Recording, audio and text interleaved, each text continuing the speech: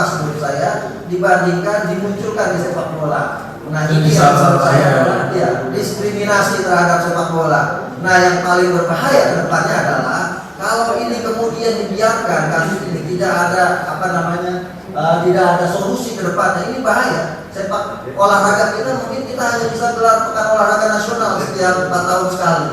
Kita nggak bisa gelar event-event internasional karena ada Israel di sana. Nah ini yang menjadi PR buat kita semua, apalagi ke depan misalnya ada World Beach Games bulan Agustus 2023 di Bali, di mana salah satunya ada 12 atlet Israel yang peserta, salah satunya 3-on-3 basket, kemudian ada renang juga, mereka lolos. Apakah kemudian gara-gara sepak bola ini mereka kemudian harus ditolak?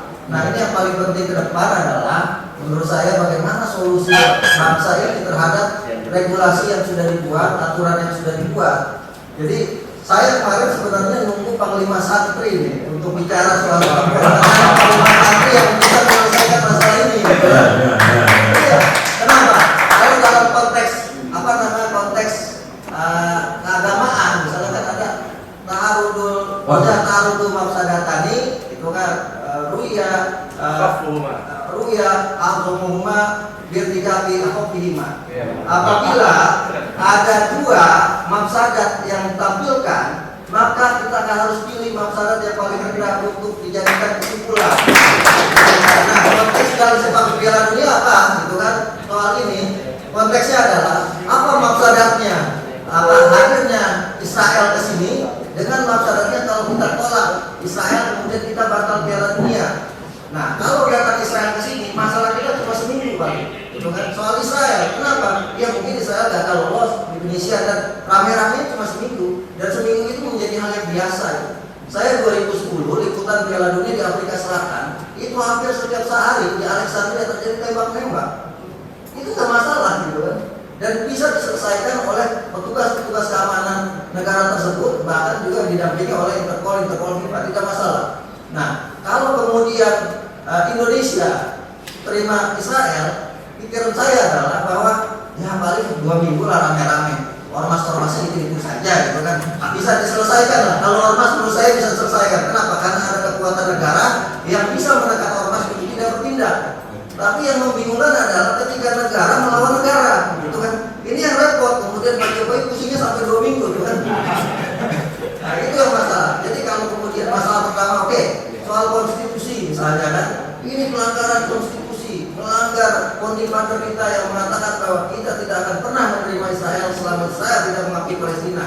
Oke, ini cerita dulu, gitu kan. Cerita sekarang kan harusnya ada ada pemilahan. Nah, kalau kondisi kayak ini bicara olahraga. Jadi ini masalahnya. Paling ada demo, kemudian ada kemarahan orang-orang yang mendukung Palestina untuk Israel, dan itu sudah terjawab sebenarnya dari Duta Besar Palestina, Zohair Al-Soud, yang mengatakan nggak masalah sebenarnya. Ini kan urusan sepak bola, bukan urusan politik.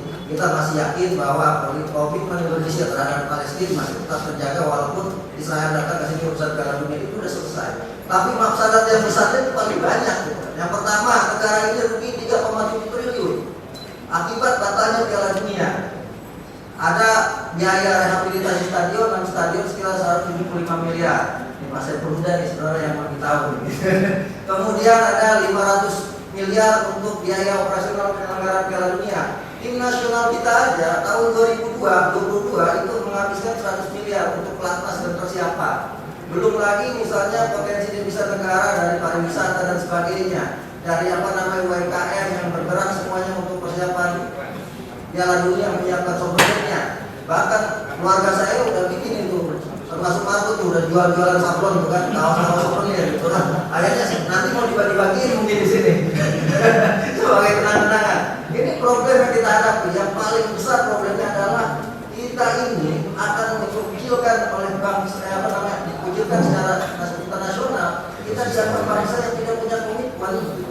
Kenapa nggak punya komitmen? Jadi sudah sepakat dari awal 2019 keluar impres, kepres dan sebagainya, tapi di Juni kok kita nggak komitmen gitu kan terhadap kesepakatan yang sudah kita lakukan. Impresnya bukan cuma di sepak bola, tapi juga di kegiatan-kegiatan lain, bisnis atau kemudian kegiatan olahraga lain, kita bisa jadi nggak bisa jadi tuan rumah event-event besar.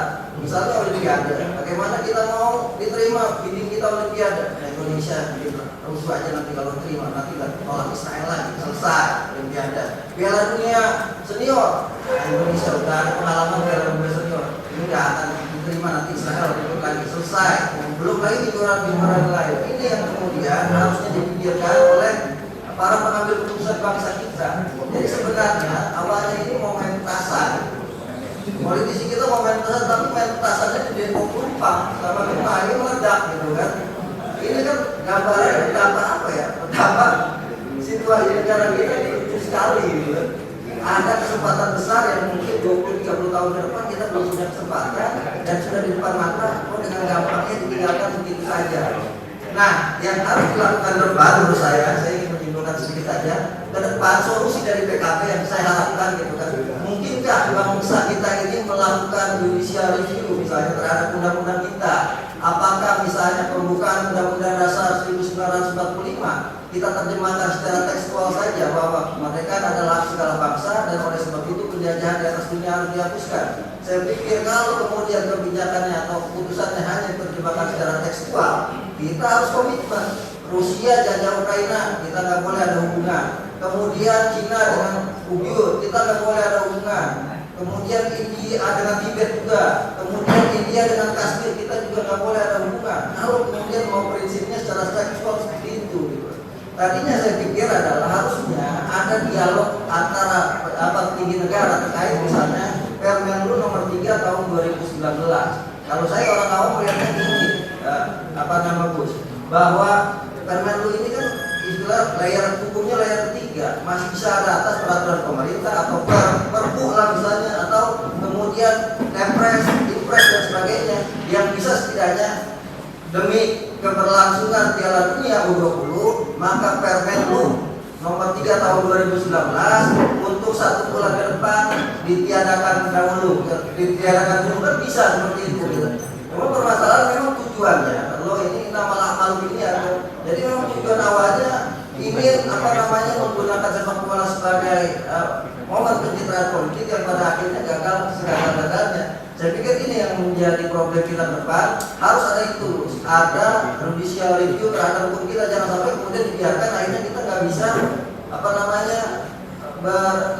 menggelar event-event bukan cuma olahraga ya, event-event lain karena kekolotan kita terhadap hukum negara kita ini. Itu yang pertama. Yang kedua, kita juga pemerintah kita ini harus berpikir lebih lebih mindsetnya harus berubah. Saya tuh senang sekali sebenarnya Pak Jokowi udah keren banget datang untuk kemudian menemui para pemain nasional kita untuk memberikan dukungan moral. Tapi saya pikir pilihan yang diberikan Pak Jokowi itu salah. Gitu. Yang didatang ini pemain bola, cita-citanya adalah main di Piala Dunia. Jangan kemudian ditawarkan jadi PNS, jadi Polri, sama jadi TNI. Gitu.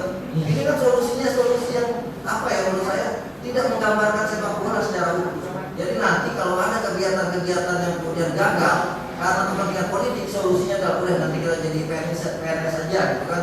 Jadi polisi saja atau jadi TNI saja. Saya pikir harus ada solusi yang ke depan lebih baik misalnya. Oke, nanti anak-anak ini kita kirim ke luar negeri, kita kerjasama secara bilateral untuk urusan sepak bola, kita titipkan di negara-negara yang sepak bolanya maju. Kita harapkan ke depan anak-anak ini 10 tahun ke depan akan menjadi pilar tim nasional kita yang kuat. Nah, ini merupakan menurut saya adalah solusi yang harusnya diambil. Dan insya Allah solusi ini akan didorong oleh Partai Kebangkitan Bangsa.